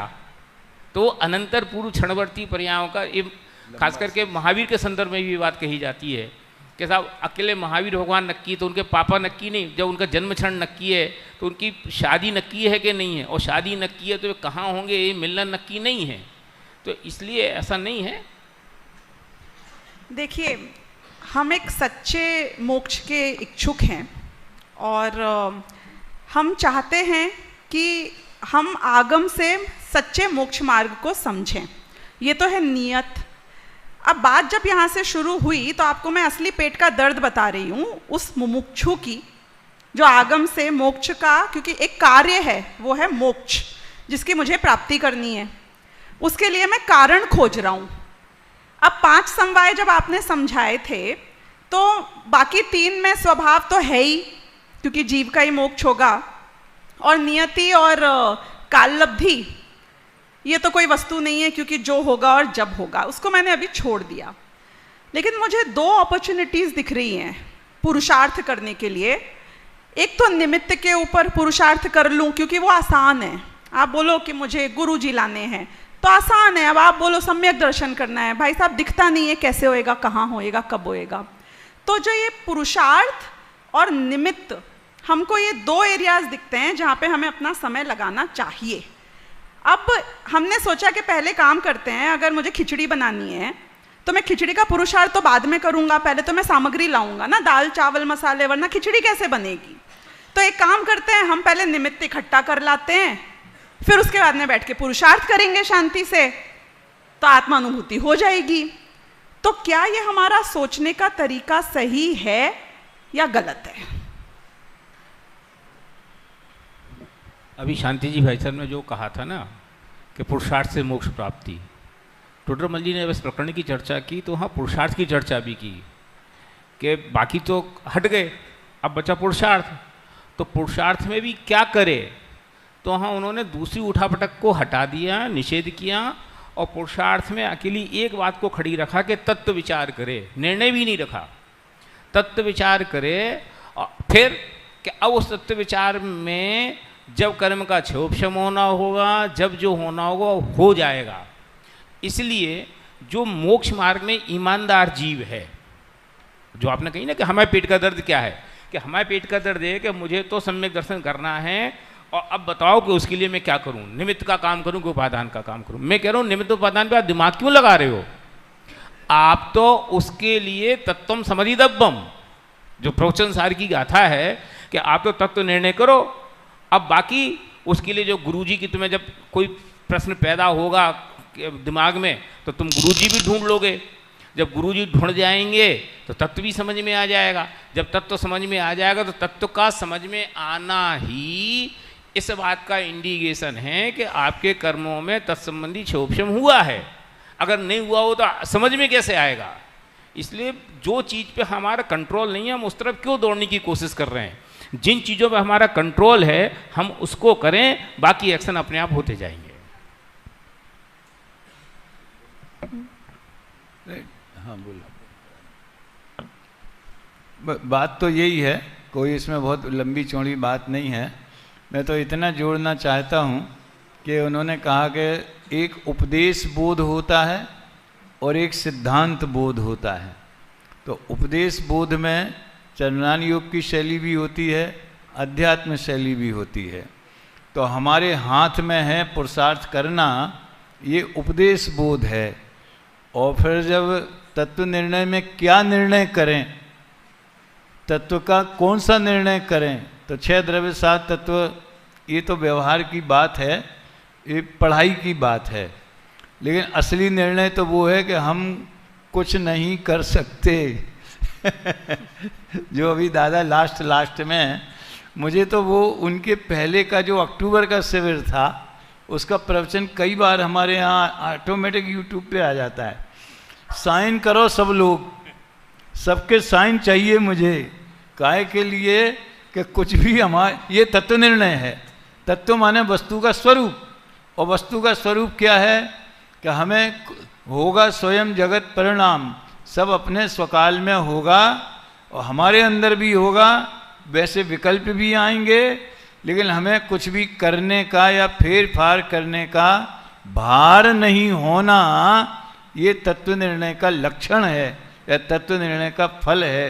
तो इस तरफ ये सिद्धांत बोध है कि हम तो ज्ञायक मात्र हैं और परिणाम अपनी योग, परिणाम परिणम गया, मैं यूं का यूं रह गया, ये तत्व निर्णय का सार है। बाकी उपदेश तो सब तरह से होता ही है और जिनागम में वो ही है ऐसा। पर क्या मैं पूछ सकती हूँ कि मोक्ष तो करना ही है ना, प्रगट आत्मा की उपलब्धि। प्रवचन सार में तो मुख्य रूप से आत्मोपलब्धि को शुरू से लेके अंत तक एकमात्र उद्देश्य बताया है, तो वो तो करना है ना। हाँ, तो शुरुआत में ऐसे ही जगाया जाएगा। ताते दुख हारी सुखकार, कहें सीख गुरु करुणाधार, ऐसे ताते इनको तजिए सुजान, सुनतिन संक्षेप कहूँ बखान। ये सब बातें उपदेश शैली में आती हैं और प्रारंभिक भूमिका वाले शिष्यों को ऐसा ही उपदेश दिया जाता है। लेकिन जब उसकी जग जाए भावना कि मुझे सुखी होना है, 4 गति का अभाव करना है, मैंने कल ही परसों कहा था, शायद कल लास्ट में तो 10-15 मिनट का था कक्षा में कि विद्यार्थियों को आत्मार्थी बनना चाहिए। विद्यार्थी तो हैं ही, लेकिन ये 5 साल के शास्त्री पढ़ने का फल ये है कि हमारे अंदर आत्महित की सच्ची भावना जगे। जब वो तो फिर जगेगी तो जो तत्व आपने सीखा है उसका सार आप अपने श्रद्धान ज्ञान में उतारोगे, सहज उतरेगा। करना है, करना चाहिए। अनंत गुरुदेव के प्रवचनों में भी उपदेश शैली में बहुत आता है कि रखड़ रहा है जीव अनंत काल से, दुर्लभ अवसर आया है। और मनुष्य भव की दुर्लभता, हमारे अभिनंदन जी तो मनुष्य भव की दुर्लभता पे लंबे 5-7 व्याख्यान उन्होंने देवलाली में अभी किए मनुष्य भव की दुर्लभता पे। तो इस तरह से प्रारंभिक भूमिका के उपदेश हैं, लेकिन उनका फिर अंतर्मुख होकर के अकर्तावाद, निर्भर होना, उस सहज कर्तृत्व, स्वकर्तृत्व, वहाँ बात आनी चाहिए तो बात पूरी होती है। अकेले उपदेश से तो जीव को थोड़ा मंद कसाय हो जाएगी, फिर जो होना होगा सो होगा। दादा इस बात को गुरुदेव के हवाले से बार बार इस बात को ऐसा कहा करते थे कि जिस कारण से तुम करना कह रहे हो ना, उसी कारण से मैं नहीं करना ये कह रहा हूँ। क्यों तुम करना ये कह करके अपने उस वो है ना अंदर मन में जो चोर बैठा है उसको पोषण देना चाहते हो, और हमें उसी चोर को मारना है। तो तुम कह रहे हो करना है, वो हम कह रहे सहज है। जिसको तुम करना कह रहे हो उसको हम सहज कह रहे हैं। क्यों हम तुमने पूछा मोक्ष मार्ग में कुछ न करना है ना, हमने कहा करना है, तो वो तृप्ति होगी अंदर के कर्तृत्व को, और हम वो कर्तृत्व को तो छुड़ाना चाहते हैं और उसी के लिए तुम पोषण दे रहे। तो इसलिए गुरुदेव भी कि होता तो भी उपस्थित होता है, करता है ऐसा नहीं, होता है, इस भाषा में बात करते हैं। ये जो 4-5 प्रकार की बुद्धियाँ कही ना, उसमें से एकत्व बुद्धि, ममत्व बुद्धि, कर्तृत्व बुद्धि, भोक्तृत्व बुद्धि और ज्ञातृत्व बुद्धि, ठीक है ना। तो इसमें से इन 5 प्रकार की बुद्धि में से कौन सी बुद्धि होनी चाहिए? 5 प्रकार की बुद्धि में से कौन सी बुद्धि होनी चाहिए? तो ऐसा लगता है कि एकत्व नहीं होना चाहिए, कर्तृत्व नहीं होना चाहिए, ममत्व नहीं होना चाहिए, भोक्तृत्व नहीं होना चाहिए, और क्या होना चाहिए? ज्ञातृत्व होना चाहिए, ठीक है ना। हाँ जी, 6वीं अकर्तृत्व बुद्धि है ही नहीं ना, ये तो 5 ही तो है, ज्ञातृत्व बुद्धि। हाँ, ज्ञातृत्व बुद्धि में हमारा ध्यान इस तरफ जाता है तो फिर हमें जानना करना है, ये बात आ जाती ना, कर्तृत्व छुपा हुआ। बुद्धि जब हम कहते हैं ज्ञातृत्व नहीं, तो फिर हमें जानना करना है, माने हम जानने को भी करने की भाषा में लेकर के आते हैं, क्योंकि हमें कुछ करने में पुरुषार्थ लगता है, कुछ करे नहीं तो कुछ लगता नहीं ना। जैसा टोडरमल जी ने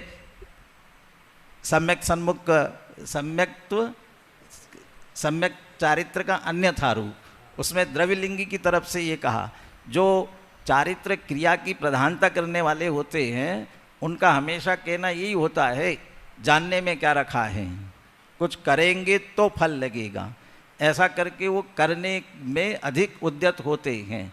माने वो जानने को भी करने की भाषा में करने लग जाते हैं। तो वहाँ इसीलिए वह सहजता की बात आती है। जानने में भी क्या करना है हमें, जानो मत, जानना होने दो तुम स्वयं। अब नहीं जानेंगे तो जानना अपने आप कैसे हो जाएगा? पानी को अग्नि के संयोग से उतार के रखो, फिर क्या करना पड़ेगा ठंडा होने के लिए, वो होगा। लेकिन हम करें क्यों ठंडा नहीं हुआ, क्यों ठंडा नहीं हुआ, अभी उसमें ठंडा करना है, तो फिर तुम्हें वो ठंडा करने का तनाव हो रहा है। जानू जानू जानू, ये जानना, जानू जानू ये जानना नहीं है, ये राग है, ये जानने का विकल्प है। तो इसके भी करने से पार होना पड़ेगा, इसलिए मोक्ष मार्ग तो करना पड़ेगा। फिर उसके करने की भाषा में आते ही हमारे ऊपर बोझ आ जाता है। एक तरफ हमारी ज्ञातृत्व की, अकर्तावाद की, सहजता की मुख्य बात चल रही है, और दूसरी तरफ जहाँ पे हम कर्ता कर्म विषय की बात कर रहे हैं, क्योंकि कारणों की बात चल रही है। जैन दर्शन कहता तो यही है कि एक द्रव्य दूसरे द्रव्य का कुछ नहीं करता, लेकिन प्रवचन सार जी में आता है कि शरीर और कर्म रूप परिणमित जो पुद्गल है, उसके साथ आत्मा का जो ये असमान जातीय द्रव्य पर्याय रूप विशिष्ट संश्लेष, ये शब्द पड़ा है, और उसकी जो व्याख्या है वो इस तरीके से है कि उसमें निमित्त नैमित्तिक संबंध दोनों में स्थापित हो जाता है। यानी कि वो कर्मों का, वो शरीर का, इन सब का मेरे आत्मा के प्रदेशों के साथ जो कि अमूर्तिक हैं, ये जो निमित्त नैमित्तिक संबंध स्थापित होता है, जिससे कि उसमें कुछ हो तो मुझ में हो और मुझ में कुछ हो तो उसमें हो, मोह राग द्वेष हो तो कर्म बंधन हो, आदि आदि। तो ये एक ऑथेंटिक संबंध है, राइट, कर्ता कर्म का होता है, सच्ची में ऐसा होता है। ये करता है, कर्म हमें राग कराता है, कर्म हमें द्वेष कराता है, हम कर्मों को बांधते हैं। तो यही बात नॉर्मली हमें समझ में आती है। दूसरा, सर्वार्थ सिद्धि और श्लोक वार्तिक में एक काल प्रत्यासित्ति नाम के विशेष संबंध की बात करी है। तो जब ये काल प्रत्यासत्ति है, क्षेत्र प्रत्यासत्ति है। ये सारे कॉन्सेप्ट से ऐसा लगता है कि अन्य द्रव्य जब एक क्षेत्रावगाह रूप से या विशिष्ट संश्लेष रूप से मेरे साथ में हैं तो हम में एक नया रिश्ता बन जाता है। जैसे एक लड़का और एक लड़की की शादी हो जाए तो उनमें एक नया रिश्ता बन जाता है, वो पति पत्नी हो जाते हैं, उनका बैंक अकाउंट एक हो जाता है, एक दूसरे के सुख दुख के करता है। हमें भी ऐसा लगता है कि शरीर से हमारी शादी हो गई है, नहीं, ऐसे कर्मों से विशिष्ट संश्लेष संबंध। तो निमित्त का कर्तापना शास्त्र में हम जहाँ देखें वहाँ प्रूव किया जाता है। आप देखें तो परस्परोपग्रहो जीवा नाम लिखा है तत्वार्थ सूत्र में। ये तो निमित्त की अपेक्षा ही उपकार की बात हो रही है, उपादान की अपेक्षा तो हो नहीं सकती है। देशनालब्धि में अकेला मेरा पुरुषार्थ काम नहीं करता, तो गुरुजी का पुरुषार्थ मेरे पुरुषार्थ के साथ मिलता है, तब जाके मेरी आत्मा की अनुभूति हो पाती है, ऐसा हमें लगता है। ऐसा ही यदि हम और भी देखें कि आत्मा का जो स्वभाव है वो तो अचल है और ऊर्ध्वगमन है, लेकिन ये कर्म उसको नरक में भी ले जाता है, निगोद में ले जाता है। यानी कि एक द्रव्य दूसरे द्रव्य का कर्ता तो दिख रहा है ना हमको यहाँ पे, निमित्त का संबंध फॉर रियल और सबसे पावरफुल दिख रहा है। और भी यदि हम देखें कि समझो ये षट आवश्यक की हम बात करें चरणानी योग में, संकोच विस्तार की बात करें, सिद्धों का क्यों नहीं होता? क्योंकि शरीर नहीं है, यानी पुद्गल के संयोग और निमित्त से ही संकोच विस्तार होता है। एक डब्बे में घुस जाऊं मैं तो मेरा विस्तार नहीं हो, लेकिन जिस शरीर को मुझे पुद्गल दे देगा या मिल जाएगा उसमें तो संकोच विस्तार हो जाएगा। तो ऐसे अनेकानेक कर्णानी योग के सिद्धांत देख लो, चरणानी योग के देख लो, इन सब में ऐसा लगता है कि निमित्त इज फॉर रियल। वो सच्ची में मुझे कार्य करने में, मतलब वो कार्य करता है। ये टेबल को अभी मैं खिसकाने की कोशिश कर रही थी, बहुत पुरुषार्थ किया, नहीं खिसकी। फिर दो आदमी आए और हमने तीनों ने मिलके खिसकाया तो खिसक गई। तो एक उपादान और निमित्तों का हाथ लग जाए, थोड़ा वो उनका पुरुषार्थ थोड़ा हमारा, तो काम हो जाए। तो ऐसा हमें शास्त्रों को पढ़ के आभास होता है। इसके ऊपर आप अपनी खुलासा करें। बाकी सब बात तो भाई साहब, दोनों भाई साहब करेंगे। मैं तो सिर्फ इतनी सी बात कहना चाहता हूँ, ये प्रश्न ही गलत है मूलभूत। वो बात इसलिए गलत है क्योंकि आप निमित्त निमित्त की संबंध की व्याख्या कर्ता कर्म के एंगल से कर रहे हो। कर्ता कर्म संबंध एक द्रव्य में होता है, दो द्रव्यों में नहीं। दो द्रव्यों का जहाँ भी मिक्सचर है वहाँ निमित्त नैमित्तिक संबंध ही है। और जहाँ निमित्त नैमित्तिक संबंध वहाँ कहाँ झगड़ा है? निमित्त नैमित्तिक संबंध से एक द्रव्य दूसरे द्रव्य के सहयोग से परिणमित होता है, इसमें कहाँ ऐतराज है? टीचर बच्चे को पढ़ाता है, बच्चा पढ़ जाता है, कोई मनाही थोड़ी है। मुद्दा तो ये है कि उसमें कौन उपादान है और कौन निमित्त है। तो अब अगर मैं कहूँ कि टीचर के एंगल से मुझे देखना हो तो टीचर की पढ़ाने रूप क्रिया अगर मैं कहूँ तो वो उपादान है और बच्चे की पढ़ने रूप क्रिया वो निमित्त है। अब मैं बच्चे के एंगल से अगर देखूँ तो टीचर की क्रिया निमित्त है और बच्चे का काम उपादान है, इसमें कहीं झगड़ा नहीं है। तो ये तो छह द्रव्यमयी जो संसार है, संसार नहीं, छह द्रव्यमयी जो लोक है, उस लोक में निमित्त निमित्त संबंध घने हैं। टोडरमल जी ने कितना बढ़िया लिखा कि निमित्त संबंध घने हैं, पर इसी से वो कर्ता कर्म संबंध का भ्रम हो जाता है।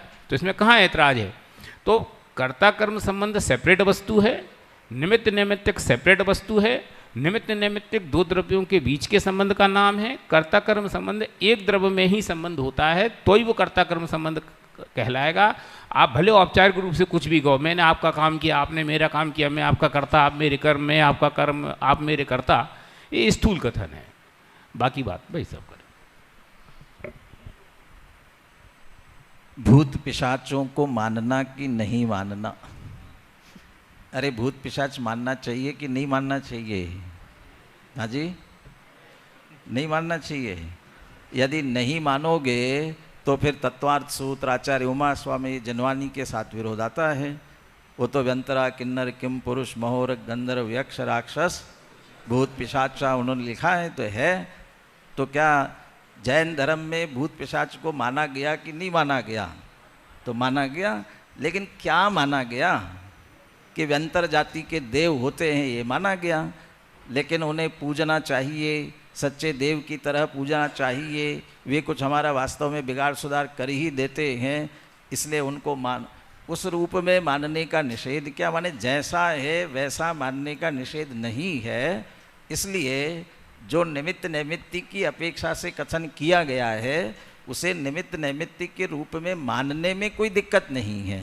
साथ में कर्ता कर्म की चर्चा में कहीं कहीं निमित्त को भी कर्ता कहा है ना, ये भी एक जिनवानी की शैली है, इसलिए उस भाषा में भी कथन आएगा। अब बहुत सारे अनुयोगों की और सबकी चर्चा आपने समेट ली, बराबर है बात। और मुझे लगता है इसीलिए जयचंद जी छाबड़ा ने 11वीं 12वीं गाथा के भावार्थ में ये लिखा कि समय सार में शुद्ध नय की मुख्यता से कथन क्यों किया है। वो कहते हैं इस जीव को व्यवहार का पक्ष अनादि से पड़ा है और बहुधा व्यवहार का ही कथन मिलता है, और बहुधा में 3 अनुयोग में तो व्यवहार की ही मुख्यता है। प्रथमानुयोग में भी द्रव्यान आपके चरणानुयोग कर्णानुयोग, इनमें सब में व्यवहार की अधिक मुख्यता है। और द्रव्यान योग में भी देखोगे तो बहुत व्यवहार का कथन मिलता है। वो शुद्ध नय का कथन बहुत कम है, अल्प है। अब व्यवहार का कथन, जैसे पुनः पुनः बात आ रही है, वह व्यवहार का ज्ञान कराने के लिए 3 बातें होती है ना, एक स्थिति, एक परिस्थिति और तीसरी वस्तु स्थिति। अब स्थिति परिस्थिति का ज्ञान कराएंगे कि नहीं कराएंगे? जो स्थिति परिस्थिति उसका ज्ञान भी कराना जरूरी है और वस्तु स्थिति का ज्ञान कराना भी जरूरी है।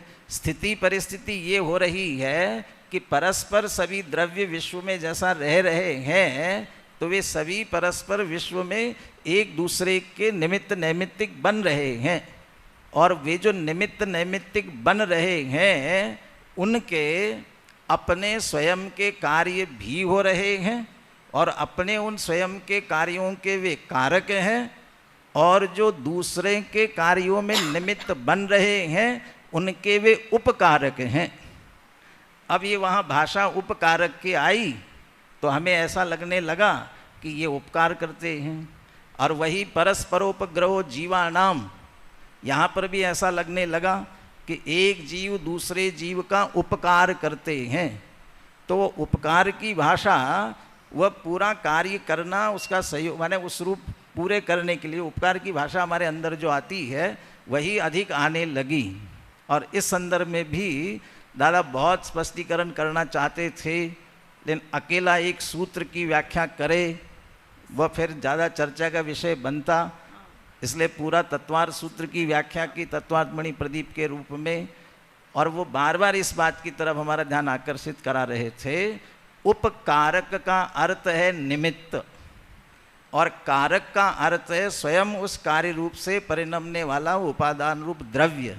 वह अपने कार्य का कारक है और दूसरे का उपकारक। लेकिन क्या करें, हमारे अंदर उपकार समव्य रूढ़ नय से इतना अंदर उसी अर्थ में रूढ़ हो गया जैसे वो कुछ करता है, कुछ हेल्प कर देता है, क्रिया करता है, भला करने के अर्थ में ही वह रूढ़ हो गया।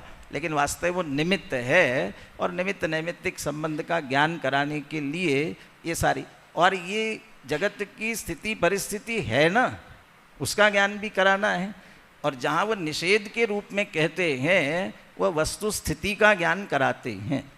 अब किसको माने, किसको जाने, वो पुनः मनस्थिति के ऊपर आधारित है। हमारी मनस्थिति किस रूप में स्वीकार करना चाहती है। अभी हमारी मनस्थिति ये हो रही है कि हम अपने स्वरूप का लक्ष्य आश्रय नहीं कर पा रहे हैं। क्या किया जाए? किसी का आश्रय, किसी का सहारा लेना पड़ेगा, तो फिर निमित्तों की तरफ जाएगा, देवशास्त्र गुरु की शरण में जाएंगे, तो ये उधर से बात भी निश्चित रूप से की जाएगी। तो ये आधार के रूप में, निमित्त के रूप में इसकी भी चर्चा जिनवाणी में बहुत आई है और बहुत आयत वही है। एक प्रश्न बहुत आता है सब तरफ से कि जब निमित्त कुछ करता नहीं है तो इस जिनवाणी में इतने कथन क्यों किए गए ऐसा? तो उसका समाधान यही हम लोगों को मिला। वस्तु स्थिति ये है कि हम उसे कर्ता मानते हैं, तो वो कर्ता है नहीं, मात्र व्यवहार से उसे कर्ता कहते हैं, और वो अपने खुद के लिए उपादान है। अब जैसे आपने गुरु के उपदेश की बात कही, तो हमें एक ही कार्य दिखता है कि शिष्य ने ज्ञान किया और वो गुरु ने भी उसमें सहयोग दे दिया। अब गुरु ने क्या किया? शिष्य के ज्ञान का उत्पादन क्या गुरु से हुआ? अगर गुरु का अपना ज्ञान शिष्य में डाल दे तो एक ही में डाल देगा, फिर बाकी के लिए क्या बचेगा? तो गुरु ने भी अपना काम किया है ना। पीयूष ने जो सबसे पहले जो कमेंट्स किया था कि 50-50%, नहीं 50-50 क्यों करते हो, 100-100 करो ना। गुरु ने अपना समझाने का विकल्प किया और निमित्त की तरफ से कहो तो उपदेश दिया, ये भी निमित्त की तरफ से कथन है। तो गुरु ने अपने विकल्प रूप परिणमन किया, कुमार ने अपने विकल्प रूप परिणमन किया और शिष्य ने जानने रूप परिणमन किया। दोनों ने अपना अपना कार्य किया और दो कार्यों को कोरिलेट करके संयोगी भाषा में या निमित्त प्रधान भाषा में, और लोक में तो निमित्त प्रधान कथन ही होते हैं। और एक रहस्य ये सुनना क्यों होते, उपादान मार्ग की तरफ से कथन किया जाए तो लोगों को संतोष नहीं होगा। चार समवायों वाला कथन जो है वो लोक में चार के गिलास टूट गया। कैसे टूटा? एक्सीडेंट किसी का हो गया कैसे हो गया? तो निमित्त से कथन करेंगे तो जगत का व्यवहार चलेगा। ड्राइवर ने शराब पी रखी थी, उसकी गलती, पुलिस केस बनाए, ये सारी बातें कब हुई? निमित्त प्रधान कथन। आप उपादान आप करे साहब, वो तो अरे साहब ने एक ड्राइवर जीवन नाम और उसको एक गाड़ी जीप थी उस समय तो वो वहाँ ले गया अलवर, और खराब हो गई। हमने पूछा क्यों भाई, खराब कैसे? अरे भाई साहब ये घोड़े गाड़ी है, ये तो खराब होते ही रहते हैं। तो उसने स्वभाव की तरफ से जवाब दे दिया। हम कहें ऐसा होना ही था तो इससे क्या लोक व्यवस्था चलेगी? वो काल लब्धि उसकी आ गई थी इसलिए हुआ, इससे क्या दुनिया का व्यवहार चलेगा? यानी ज्ञानी भी इन चारों को जानते ही हैं। निमित्त अननोन रहता है और जगत का व्यवहार इसलिए निमित्त से चल, लोक की दंड व्यवस्था है, पुरस्कार व्यवस्था है, वो सब निमित्त प्रधानता के कथनों में ही होती है। इसलिए दुनिया की दृष्टि में निमित्त ही करता है, मानो ऐसा भ्रम खड़ा हो जाता है, क्योंकि कथन ऐसा करना ही पड़ता है। लेकिन जब जो तत्वदृष्टि वाले हैं वो ये जानते हैं कि ये तो उपादान में योग्यता थी या ऐसा होना था, उसका परिणमन है। देखो सीता जी जैसे ज्ञानी ने भी निमित्त की तरफ से कथन किया, लेकिन बहिरंग कारण का निषेध किया कि रामचंद्र जी से कह देना कि उनका कोई दोष नहीं है, तो राम का तो दोष नहीं है ऐसा श्रद्धान किया। मैंने पूर्व कर्म में किसी के शील पर दोष लगाया होगा तो अपने कर्मों को मुख्य कर दिया, लेकिन अंतरंग में सब वस्तु का स्थिति का ज्ञान तो रहता ही है। कहने में जब जिसका प्रसंग आता है वो बात कही जाती है। दूसरी इसमें एक बात और समझनी चाहिए कि कहना व्यवहार है और मानना अज्ञान है। बच्चा पास हुआ तो वो गुरुजी से क्या कहने जाएगा, तुमने क्या किया, हम में पढ़े तो पास हुए, ये कहेगा। अच्छा क्या लगेगा? तो अच्छा तो ये ना गुरुजी आपकी कृपा से पास हुआ। और अकेले गुरुजी की कृपा से क्यों, वो जितनों के पास जाएगा सबको कहेगा आप ही की कृपा से पास हुए। वो रिश्तेदारों के पास जाएगा तो भी ये कहेगा, माता पिता के पास जाएगा तो भी ये कहेगा, यार दोस्तों के पास जाएगा तो भी यही कहेगा, और सभी मान ले में, तो अज्ञान है। नहीं,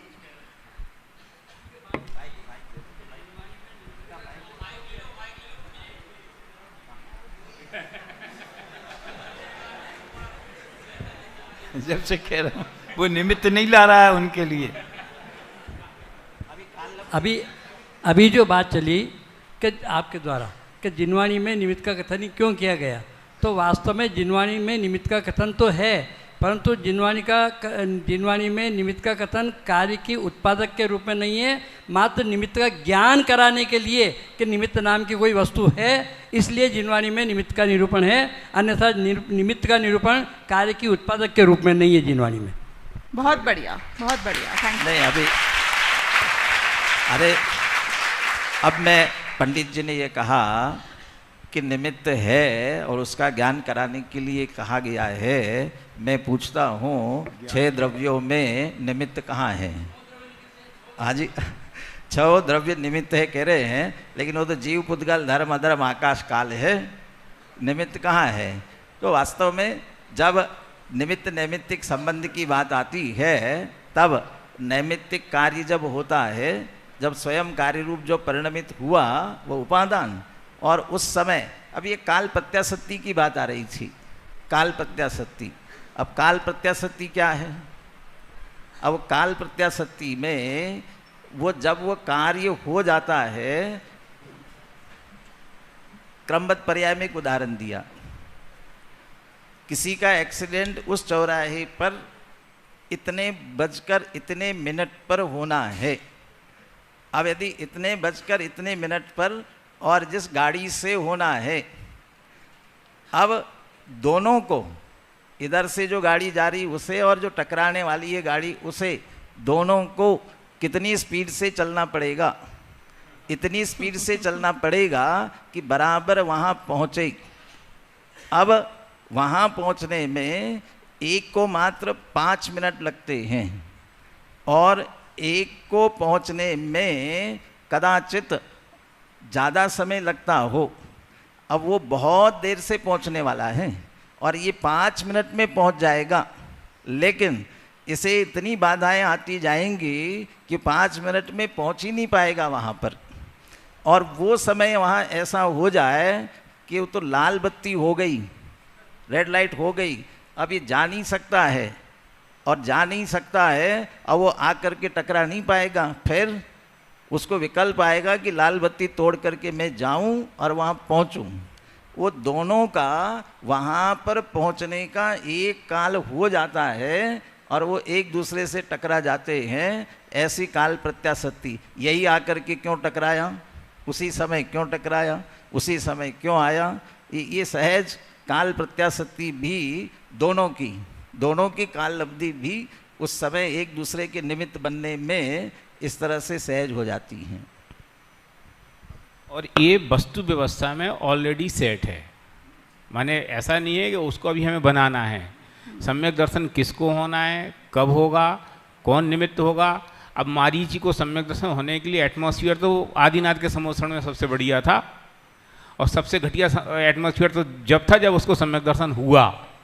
लेकिन काल प्रत्याशक्ति वैसी थी, इसलिए ऐसे एटमॉस्फेयर में भी हो गया। वहाँ काल प्रत्याशक्ति नहीं थी तो इतने बढ़िया एनवायरनमेंट में भी नहीं हुआ। इसमें कहाँ झगड़ा है? देखिए काल प्रत्याशक्ति, एक वाक्य लिखा ना पाटे राजबल जी ने, इस जीव को सम्यक तो कब होगा ये केवल ज्ञान में नोंद है। इस जीव को केवल सम्यक दर्शन कब होगा भी केवल ज्ञान में नोंद है, और करोड़ों उपाय करने पर भी उसके पहले नहीं होगा। अब करोड़ों उपाय करने पर भी करे पुरुषार्थ, अब वहाँ तो पुरुषार्थ में बाधा आ गई। देखिए काल लब्धि पर्याय की स्वकाल में होने की जो परिस्थिति है वो अलग चीज़ है, और निमित्त उपादान की काल प्रत्याशक्ति वो अलग चीज़ है। तो कुम्हार 24 घंटे घड़ा नहीं बनाता है, 24 घंटे निमित्त नहीं रहता है। घड़ा बनने के काल में कुम्हार का योग और उपयोग, और वो घड़ा बनाऊं ऐसा योग और उपयोग, वो दोनों का भाव एक सा है, यानी घड़े का रूप कार्य और घड़ा बनाने का भाव, तो भाव प्रत्याशक्ति भी हो गई, और उसी काल में वो निमित्त कहा जाएगा। क्योंकि द्रव्यों में निमित्त नैमित्तिक संबंध नहीं होता, दो द्रव्यों की पर्यायों में वही कार्य तो उसी में ही होता है ना, और दूसरे द्रव्य के कार्य को निमित्त कहा जाता है। तो काल प्रत्याशक्ति में उपादान के परिणमन का और निमित्त होने का या निमित्त कहने का, वो कहने के पीछे भी लॉजिक है, क्योंकि उसे घड़ा बनाने का विकल्प आ रहा है। तो दोनों की काल प्रत्याशक्ति हो गई, भाव प्रत्याशक्ति हो गई। और जहाँ कुम्हार है वहीं घड़ा बनाएगा। जयपुर का कुम्हार कोई नासिक के घड़े तो नहीं बना देगा, तो क्षेत्र प्रत्याशक्ति हो गई। इस तरह से वो दो का सुमेल है। ऐसा वैसे तो निमित्त नैमित्तिक संबंध की जब हम बात करते हैं तो हम जो कोशिश करते हैं निमित्तों को इकट्ठा करने की, वो काल प्रत्याशक्ति और क्षेत्र प्रत्याशक्ति क्रिएट करना चाहते हैं अपने। तो अब वहीं से मेरा अगला प्रश्न जो यहाँ पे आता है वो ये है कि उपादान में कार्य होगा, ये बात तो हमने समझ ली, वो स्वयं परिणमित होगा ये भी समझ ली। तकलीफ ये है कि उपादान तो हमेशा उपस्थित रहता है और पुरुषार्थ तो जो करूं वो पुरुषार्थ ही है। वीर्य गुण की पर्याय तो प्रति समय चल ही रही है ना कहीं कुछ ना कुछ। तो यदि मैं निमित्त जब आता है तभी ज्ञापक कारण की तरह कहो कि कर्ता कारण की तरह कहो, जब निमित्त आता है तो हमें पता चल जाता है कि अब कार्य होने वाला है। तो निमित्त को मैं नियामक कारण कह सकता हूं क्या उपादान की जगह? ये मेरा प्रश्न है।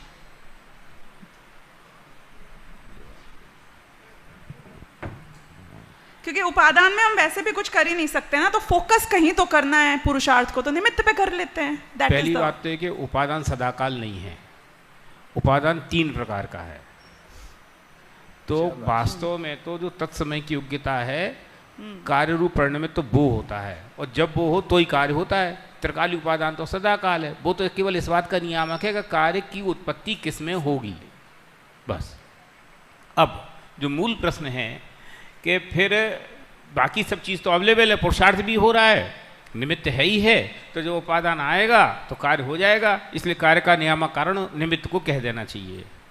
समस्या ये है कि क्या कार्य होगा ये किसे पता, और उस कार्य का निमित्त कौन है ये किसे पता। क्यों? क्योंकि जब मैं निमित्त की बात करता हूँ तो मैं बहिरंग निमित्त की बात करता हूँ। अंतरंग निमित्त तो नियामक कारण आप कदाचित कह सकते हो, क्योंकि वो कर्म का उदय उपशम 6 उपशम है, लेकिन बहिरंग निमित्त तो 1 लाख हैं। उसमें से आप किसको कहोगे कि ये आया तो कार्य होगा और ये आया तो नहीं हुआ।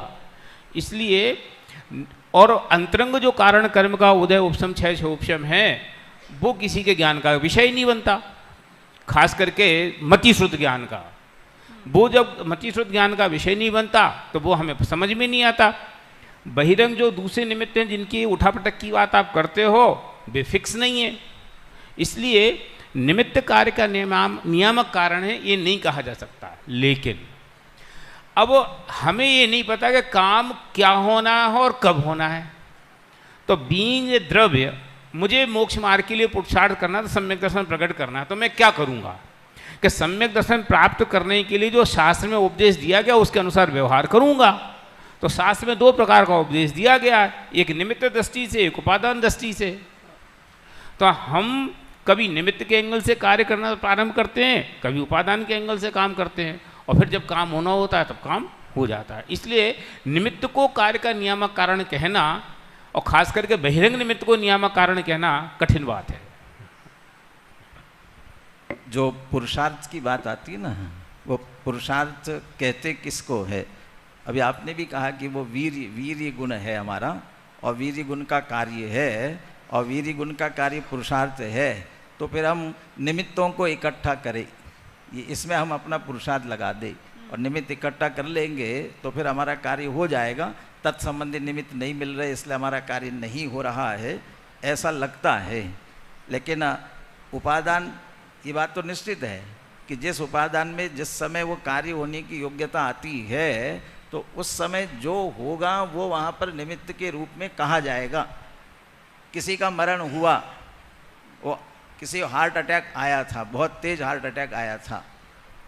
अब किसी को पहले अटैक नहीं आया और फिर भी मरण हो गया तो क्या कहेंगे कि हार्ट फेल हुआ, अटैक तो नहीं आया, फेल हो गया। अच्छा, जिसका सहज मरण हो गया उसका हार्ट फेल नहीं होता है, उसका काम करता रहता है क्या? उसका भी तो फेल होता ही है ना। वो तो किसी न किसी को जो कार्य हुआ तब निमित्त बने का आरोप किसी न किसी पर आएगा। रही बात पुरुषार्थ या वीर्य की, वास्तव में वीर्य आत्मा के वीर्य गुण की भी यदि बात है तो आत्मा का वीर्य तो ये है कि उसका निर्णय करना यथावत, और जिसने यथावत निर्णय कर लिया है उसका वह यथार्थ पुरुषार्थ है। और अन्य द्रव्यों में पुरुषार्थ की बात करें तो जो कार्य होने के अनंतर पूर्व क्षणवर्ती पर्यायों का क्रम उसकी तरफ जा रहा है, वही एक तरह से उसके उस शक्ति का स्फुरन हो रहा है उस कार्य के अनंतर पूर्व क्षणवर्ती पर्यायों के द्वारा, उसमें उस कार्य का स्फुरन होना चालू हुआ है, वही उसका एक तरह से वीर्य है। ऐसे ही द्रव्य में यदि मेरे सम्यक्त होने की योग्यता आ रही है तो सम्यक तो होने के योग्य की तरफ अनंतर पूर्व क्षणवर्ती पर्यायों का क्रम चलता जाएगा, वही मेरे उस संबंधी वीर्य का स्फुरण है और वो उसका पुरुषार्थ है। और यदि सम्यक तो होने का कार्य नहीं होगा, राग या दूसरा कोई उत्पन्न होने का होगा, उस तरह के अनंतर पूर्व क्षणवर्ती पर्यायों का क्रम चलेगा, उसका स्फुरण होगा। बहुत बढ़िया, बहुत बढ़िया, ठीक। तो अब मेरा ये kind of second last question है। हमने निमित्त की, हाँ ये और इसके बाद एक और है। जो हमने वस्तु स्वरूप समझा, बहुत सुंदर तरीके से समझा, काफ़ी खुलासा हुई, पर अभी सिर्फ एक बात जो कंक्लूजन हमने किया उसमें अभी भी थोड़ी कचास ये रह गई समझने में कि निमित्त ज्ञापक कारण है, निमित्त रहता है, उपस्थित होता है जब कार्य होता है, निमित्त कुछ करता नहीं है। ये बात तो हमने समझ ली बहुत बढ़िया तरीके से, पर जब वो कुछ वैसे ही कर नहीं रहा है तो फिर खाली उपस्थिति भी उसकी जरूरी क्यों है? नहीं, मतलब जैसे अब जो आदमी का काम ही नहीं है वो आदमी फिर वहां खड़ा ही क्यों है? एग्जाम सेंटर में परीक्षा तो बच्चे दे रहे हैं, जो वो परीक्षक खड़ा है ना, वो क्या कर रहा है? तो निमित्त परीक्षक है। नेचुरली निमित्त का काम क्या है? निमित्त का काम ही खड़ा रहना है, उसका काम ही है कुछ नहीं करना, इसलिए वो नहीं कर रहा। अब हम निमित्त को उपादान का चोंगा क्यों पहनाना चाहते हैं? भाई उपादान कार्य रूप परिणमित होता है, ये उसका प्रहसन है। समझ लो एक नाटक चल रहा है, अब नाटक में एक आदमी का काम चुपचाप खड़े रहना है, वो खड़ा हुआ है, भैया वो क्यों खड़ा, उसको हटा दो। अरे भैया वो नाटक का पार्ट है। ऐसी उपादान का क्या, वो निमित्त का क्या काम है कि प्रेजेंट रहना, ये उसका काम है। और प्रेजेंट रहना भी ऐसा क्यों कहना? प्रेजेंट रहना भी कहना सही नहीं है। वास्तव में वो उपादान रूप परिणमित नहीं होता, इसलिए कहते उपस्थित नहीं होता। निमित्त निमित्त रूप कार्य तो करता है ना। टीचर ने बच्चे को पढ़ाया तो टीचर का योग और उपयोग, उसकी भाषा वर्णना बच्चे के पढ़ाने में लगी कि नहीं लगी? तो निमित्त ने अपना काम किया ना, लेकिन वो पढ़ने रूप नहीं लगा, पढ़ाने रूप लगा। तो बच्चे के पढ़ने रूप की अपेक्षा से हम कहते हैं उनने कुछ नहीं किया, उपस्थित रहे। पर टीचर के एंगल से देखो तो उसने तो अपना एक्ट पूरा किया। इसलिए निमित्त रूप से कार्य करता है और इसी अपेक्षा से उसको कार्य का कर्ता कहा जाए तो कोई ऐतराज नहीं। कर्ता कर्म की व्यवस्था में दो कारण है ना, एक निमित्त कारण, एक उपादान कारण। तो उपादान कारण अपने कार्य का करता है, निमित्त कारण अपने कार्य का करता है। निमित्त उपादान का करता नहीं है, या निमित्त उपादान रूप नहीं है, उपादान निमित्त रूप नहीं है। बस ये इसकी क्या बोलना चाहिए, संतुलन है। ठीक है। देखिए ऐसा अगर ज़रूरत क्या है, मैंने पहले भी कहा कोई ज़रूरत सबसे पूछ के थोड़ी होती है। अब भगवान ने 6 द्रव्य कहे हैं तो क्या ज़रूरत है? धर्मास्ति अधर्मास्ति आकाश काल वो दिखते ही नहीं है, क्या ज़रूरत है? अरे विश्व व्यवस्था ऐसी है, इसलिए इसमें सर्वज्ञ के द्वारा कही गई कारण कार्य व्यवस्था क्या है और उसमें हमें अपना आत्महित कैसे करना है ये हमें समझना है। और रही बात निमित्त कुछ नहीं करता, ये कथन उपादान की तरफ से समझना चाहिए कि उपादान के कार्य में कुछ नहीं करता, वो सर्वथा निकम्मा है। जैसा पीयूष ने कहा कि गुरु कुछ नहीं कर रहे हैं, उपदेश दे रहे हैं, तो वो उनका कार्य कर रहे हैं। और इसलिए तो इच्छा वाले और क्रिया वाले का ग्रुप अलग बना दिया, प्रेरक निमित्त। मैं तो कहता हूँ कि द्रोणाचार्य की मिट्टी की मूर्ति बना ली और एकलव्य ने धनुर्विद्या सीख ली, तो वो मूर्ति क्या कर रही थी? वो मूर्ति के रूप में बैठी रही, ये उसने किया। मूर्ति ने मूर्ति रूप परिणमन किया और हमने उसको एकलव्य के कार्य में उपचार कर दिया कि उसने मूर्ति देख देख करके धनुर्विद्या सीख ली। तो ज़रूरत वाली बात जो है वो कोई तर्क संगत नहीं है। विश्व व्यवस्था ऐसी है और प्रत्येक द्रव्य अपने अपने कार्य रूप परिणमित होता है। तो दूसरे के कार्य में अनुकूलता देख करके उसने ऐसा किया। और जो अपन कहते हैं ना आरोप, तो आरोप करने के लिए कोई थाने में FIR लिखाना नहीं जाना पड़ता है, केवल ये कथन करना कि कुमार ने घड़ा बनाया, वही आरोप कर दिया, बस यही आरोप। वास्तव में दोनों का ही स्वतंत्र परिणमन है। वो निमित्त वहाँ उपस्थित क्यों हुआ ये कह रहे हैं हम, तो वो निमित्त है कि उपादान है, इसका निर्णय कौन करेगा? वो निमित्त है कि उपादान है। आप किस कार्य को मुख्य करके बात कर रहे हैं, इसकी तरफ से कार्य होगा। मैं पूछता हूँ, जीव निमित्त और पुद्गल नैमित्तिक, या पुद्गल निमित्त और जीव नैमित्तिक क्या है? और ये दोनों तरफ से बात की। जीव परिणाम हेतुम कम्मत्तम पोगला परिणमंती, अपोगल कम्म निमित्तम जीवो भी तहे वो परिणमदी। अब किसको निमित्त कहोगे, किसको उपादान कहोगे? अब वो आप कहोगे कि वो वहाँ उपस्थित ही क्यों था, कि उसका तो अपना कोई परिणमन होना था ना, वो वहीं क्यों उपस्थित था? क्योंकि वो दूसरा उसके लिए निमित्त बनना था। उसका जो उसरो उपादान हो रहा है ना, उसमें उसको दूसरे को निमित्त बनना था, तो इसलिए वो अपने कार्य रूप से उपस्थित था। तो हम तो निमित्त नैमित्तिक कार्य को किसको मुख्य करते हैं और उस कार्य में स्वयं परिणमित हुआ कि नहीं, उस तरफ से उपादान और अनुकूलता का आरोप जिस पर आया वो निमित्त, इस रूप में उसका कथन करते हैं। अब मेरा अंतिम प्रश्न है कि जब भी ये निमित्त उपादान की चर्चा चलती है तो हम कहते हैं कि जब कार्य हो गया उसके बाद आप बताते हो कि इसमें निमित्त का आरोप किस पर आएगा। तो क्या हम ये समझ सकते हैं कि जब तक कार्य नहीं हुआ है तो भी हम उन वस्तुओं को निमित्त कह दें जिनसे कार्य होने की प्रोबेबिलिटी बहुत हाई है? ऐसा ही किया है, ऐसा कहा जा सकता है। और फिर कार्य नहीं हुआ तो नहीं हुआ तो नहीं, वह सामान्य रूप से सबके लिए निमित्त बनते हैं। देव दर्शन सम्यक दर्शन में निमित्त है, जिनबिंब दर्शन सम्यक दर्शन में निमित्त है। तो अनेकों को जिनबिंब दर्शन करके निमित्त होता है, इसलिए जिनबिंब दर्शन को निमित्त कहा। अब जिनबिंब दर्शन करने के बाद भी नहीं होता है तो नहीं होता है, मुख्य रूप से सम्यक दर्शन का निमित्त है, इसलिए मुख्य रूप से देखकर उसे निमित्त कहा जाता है, इसलिए वो मुख्यता की अपेक्षा से कहते हैं। लेकिन आरोप मतलब निमित्त पना तो तभी कहा जाएगा, जैसे ये कहते हैं ना, किसी बच्चे से पूछा तुम्हारी उम्र कितनी है, वो कहता है मेरी उम्र 16 साल है। तुम्हारे पिताजी की उम्र कितनी है, ये 16 साल हैं। तो बेटे की उम्र भी 16 साल और पिता की उम्र भी 16 साल, ऐसे कैसे हो सकता है? तो उन्होंने कहा कि तुम्हारी उम्र 16 साल तो पिता की उम्र 16 साल कैसे होगी भाई? तो आपने मेरी उम्र पूछी और हमारे वह रमेश सुरेश पिताजी का जो नाम है उनकी उम्र नहीं पूछी, मेरे पिता की उम्र पूछी। और मैं जब पुत्र के रूप में हुआ तब वे पिता बने हैं, इसलिए मेरी 16 साल उम्र है तो उनकी भी 16 साल उम्र है। तो इसलिए वो निमित्त जब कार्य होता है तब आप उसे निमित्त कहते हो, तो बराबर है। तो कार्य हुआ, पुत्र हुआ तब पिता कहलाया। लेकिन कोई पुत्र बिना पिता के नहीं होता ना, तो विवाह हुआ है तो विवाह उसका मूल कारण निमित्त कह करके मुख्य रूप से जिनका विवाह होता है उन्हें पुत्र होते हैं। इसलिए कहा, टोडरमल जी ने भी दिया ना कि भाई पुत्र, यदि पुत्र उत्पत्ति चाहते हो तो बुद्धिपूर्वक क्या करेंगे, विवाह करेंगे। तो विवाह हो गया तो पुत्र हो ही जाएगा।